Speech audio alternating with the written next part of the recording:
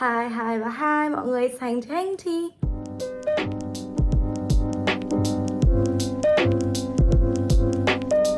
Nếu như mọi người đang xem video này thì chắc hẳn là mình đã về được đến Việt Nam rồi. Một chút background information cho mọi người thì vào khoảng cuối tháng 3 đầu tháng 4 thì mình có nhận được mail của bên đại sứ quán là mình đã được chấp nhận để ở trong danh sách bay chuyến ngày 10 tháng 4 từ Frankfurt, Đức về đến Cam Ranh. Nhưng mà nói chung là bởi vì mình có một vài trục trặc với chính sách mới của Vietnam Airlines nên là các anh chị ở bên đại sứ quán cũng có liên hệ với mình và bảo là tên của mình, suất của mình sẽ được đẩy sang chuyến sau. Thì nói chung là đối với mình thì chuyến này hay chuyến sau nó cũng kiểu tương tự nhau. Nói chung là mình cũng không đặt nặng vấn đề là bao giờ về, chỉ là về là được rồi đúng không mọi người? Anyway, đấy, thì trong đầu mình, mindset của mình là như thế, là đến tầm khoảng 20 hoặc sau 20 mình mới được về. Nhưng mà chiều hôm qua vào lúc 3 giờ chiều ngày 6 tháng 4 thì mình nhận được một cuộc điện thoại từ bên đại sứ quán bảo là yes, em ơi, tên em vẫn có ở trong danh sách về chuyến ngày 10 tháng 4 thì em liên hệ với cả bên Vietnam Airlines để xuất vé xong các thứ kiểu đấy.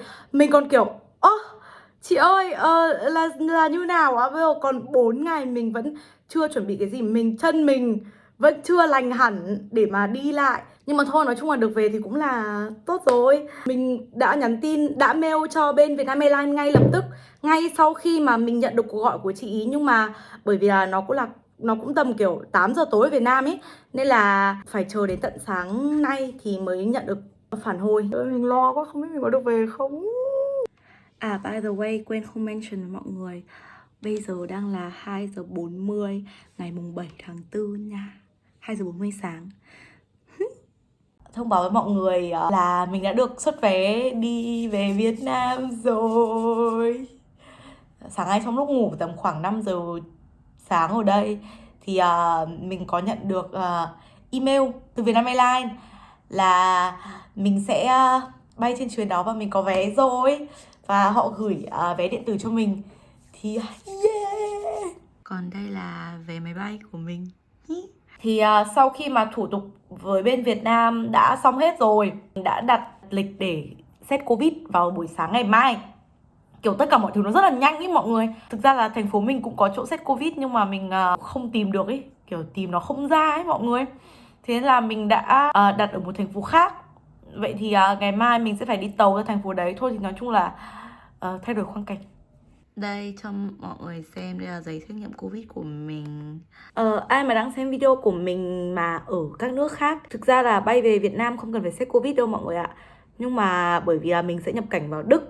Và hình như là nếu như mà mình không nhầm thì từ mùng 1 tháng 4 năm nay thì Đức có lệnh là khi mà nhập cảnh vào Đức từ bất cứ đất nước nào thì đều phải có giấy chứng nhận là Covid free trong vòng 48 giờ.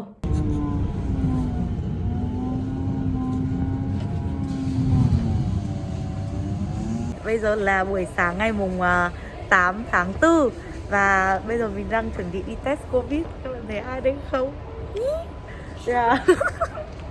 Phan Đăng Doanh. Mình bắt Phan Đăng Doanh đi từ thành phố này tên là gì nhá? Leeuwarden. Leeuwarden đến tận Arnhem để đưa mình đi xét nghiệm ở một thành phố khác mọi người ạ. Các bạn tuyệt vời không? Tuyệt vời luôn.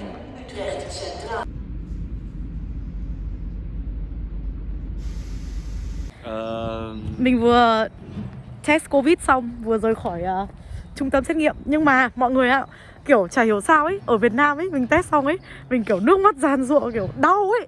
Nhưng mà sau bên này người ta test kiểu nhẹ nhàng lắm, nhanh nữa. Đồng ý. Và ngay buổi tối hôm đấy vào tầm khoảng 9 giờ thì mình nhận được kết quả âm tính. Hello mọi người. Hôm nay là sáng ngày mùng 9 tháng 4 và bây giờ mình đang di chuyển từ Arnhem ra đến một chỗ nữa ở Hà Lan, xong rồi chung chuyển tàu để sang ICE của Đức. Thì cùng mình ngày hôm nay có chị Phương và Igor, do you want to be on camera? Igor.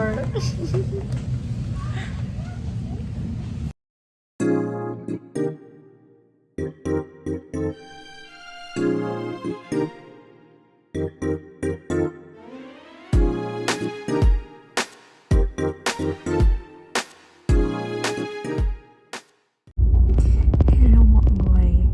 Thực ra trên cái toa tàu này nó cũng khá là im lặng ấy, nên là mình cũng không muốn nói to. Thì mình đã chuyển tàu rồi, chuyển sang ICE của Đức à, mình cũng không rõ nữa. Nhưng mà đấy, bây giờ mình đang đi một mình. Nếu như mà mình không nhầm thì từ chỗ mình đi qua đến Frankfurt sẽ mất tầm khoảng 4 tiếng rưỡi. Và chuyển tàu một lần ở thành phố này mình cũng không đọc được nữa. Vì một lý do đấy mình thấy kiểu đi đường ở Hà Lan với cả ở Đức ấy nó khác nhau, kiểu cảnh nó khác nhau ấy. Ôi xinh không?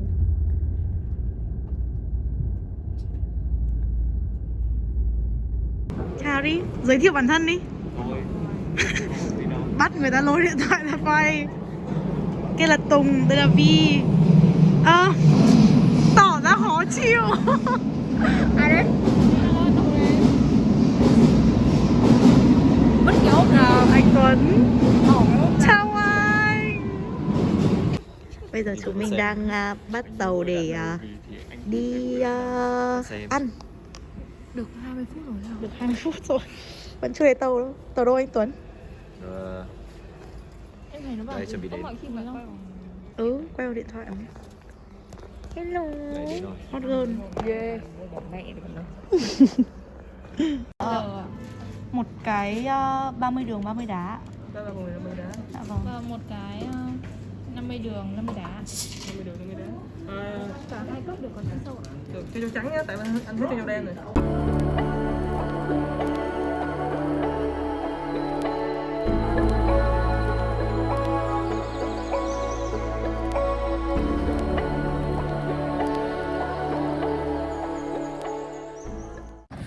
Hello. Đây là buổi sáng ngày mùng 10 tháng 4. Và bây giờ bọn mình đang xách đồ để đi ra sân bay. Đây, mình sẽ cho các bạn xem. Đây, nhắc lên nhá.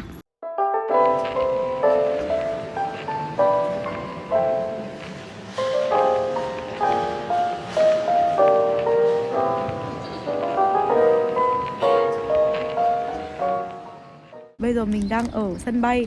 Mình đã lấy được vé máy bay rồi mọi người ạ. Nhìn này. Yeah. Được về Việt Nam. Và bọn mình đang uống nước và ăn bánh trước khi lên máy bay. Lúc này là ở sân bay, bên Vietnam Airlines đang phát đồ bảo hộ cho bọn mình. Mọi người đang xếp hàng để lấy.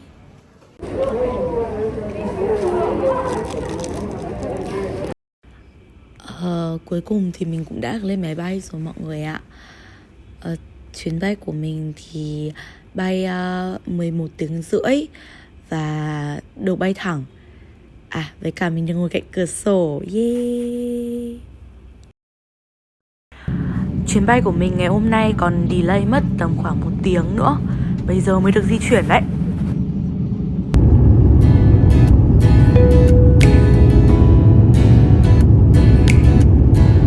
Sau khi mà máy bay cất cánh được tầm khoảng 45 phút thì người ta sẽ đi phát snack cho mình. Ở trong cái túi này thì toàn là đồ khô. Có như kiểu bánh bacon này, bánh bông lan trà bông. Rồi là cái này là kiểu rượu ấy mọi người. Mình cũng không rõ làm rượu sữa hay sao ấy. Bánh thường thôi để ăn với cả bơ và chili sauce. Và trong đó còn có cả sữa và xúc xích, cả hoa quả nữa. Thì trên máy bay mình đã ăn xúc xích rồi.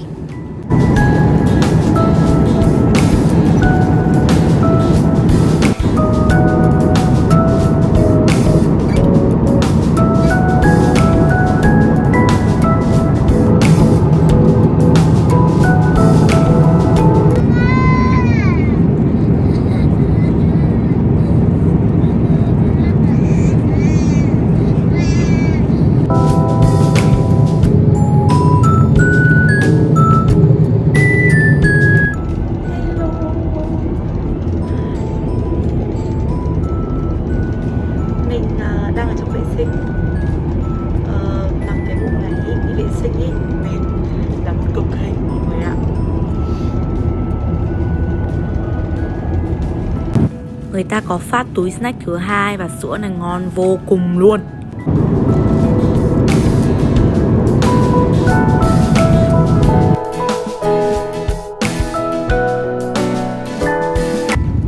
Khiếp thật, vất vả bay gần 12 tiếng mà Cam Ranh lại đón mình bằng một cơn mưa, buồn ghê. Lúc này thì mình đang xếp hàng để chờ để được đọc tên để ra xe mọi người ạ. Vẫn đang ngồi ở sân bay không biết bao giờ được gọi tên để về khách sạn. Mà kiểu đi khách sạn nó còn sau cả cách ly tập trung. Sau khi chờ tầm khoảng 4 tiếng ở sân bay vật vờ đấy thì cuối cùng cũng đã được ra xe rồi. Ui dã man luôn, nhìn sông biển núi đồi các thứ ấy, thích hơn hẳn ở nước ngoài.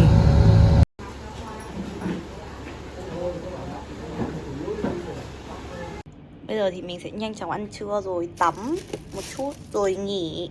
Tại vì kiểu tối ở trên máy bay mình cũng không ngủ được ý. Có đứa trẻ con ở đằng sau với cả là cũng lệch giờ của mình. Uầy, quả quýt chất lượng không? Nhỉ, chất lượng ghê. Thì đây là bữa ăn trưa nay của mình. Có tôm. Sadly là mình không ăn được tôm, hoặc là mình sẽ thử ăn. Đây là đậu à, rau, nước mắm và một âu cơm cộng với cả canh. Ngoài ra thì mình vẫn còn đồ ăn nhẹ ở trên máy bay. Thì đây nữa. Nhưng mà đấy thì người ta có phát 2 lần nha mọi người. Mình chỉ quay 1 lần thôi nhưng mà người ta phát cho mình 2 lần đó ạ. Bây giờ mình sẽ ăn nha. Itadakimasu. Sau khi tắm rửa và ăn uống xong thì mình đánh một giấc ngủ siêu dài luôn. Đây là đồ ăn tối của mình. Thì tối nay mình có đây như kiểu thịt lợn ý. Đây là trứng này, rau su su à, với cả vẫn là nước mắm. Và đấy, typical một hộp canh, một hộp cơm.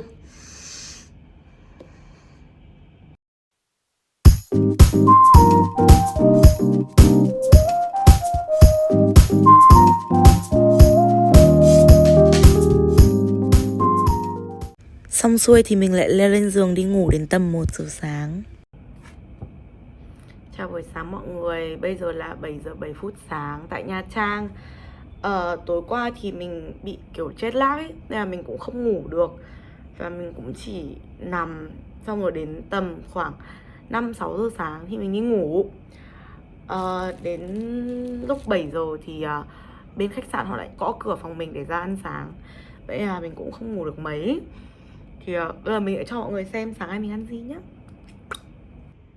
Đây là đồ ăn sáng nay của mình. Mùi rất là giống phở mọi người ạ. Và kia là nước dùng. Thì rất là buồn là mình không ăn được hành á. Chắc là bây giờ mình sẽ ngồi múc ra. Sau tầm khoảng 10-15 phút lọc hành ra thì đây là tô phở của mình mọi người ạ. Cũng ngon à, phở gà nhìn cũng chất lượng lắm á. Mình ăn nha mọi người. Mời mọi người ăn sáng. Kiểu bình thường ở Hà Lan ấy, nếu như là mọi người đã xem những cái video trước của mình ấy, thì mình không bao giờ ăn sáng cả. Nhưng mà ở Việt Nam kiểu bún miến phở rồi bánh mì xôi là số 1 trong con tim mình mọi người ạ.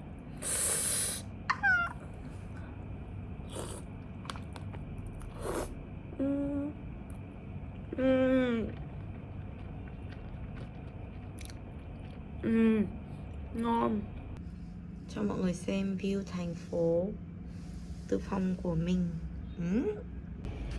Bây giờ thì mình sẽ đưa mọi người ra ngoài để xem là mình sẽ nhận đồ ăn. Bình thường mình nhận đồ ăn và mình vứt rác như thế nào nhá. Thì đây, đi ra ngoài, đây là một bàn để lấy đồ ăn. Và kia cũng là một bàn để lấy đồ ăn giống như thế. Rác thì đây giống như thế này. Thì cứ 2 giờ chiều người ta sẽ đi gom rác.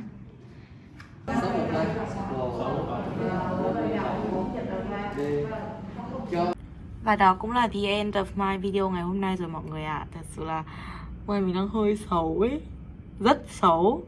Nên là mình không muốn đấy, mà mình cũng không muốn make bởi vì là tốn thời gian. Bây giờ mình sẽ để như thế này. Nếu như các bạn có bất cứ câu hỏi gì về việc cách ly, hay là muốn xem thêm content về việc cách ly, hay là đặt câu hỏi gì cho mình thì hãy leave a comment down below. Thích video này và thấy nó thú vị thì thumbs up. Và nhớ là subscribe to my channel nhé. Subscribe with this girl. Bye. Bye. Bye bye.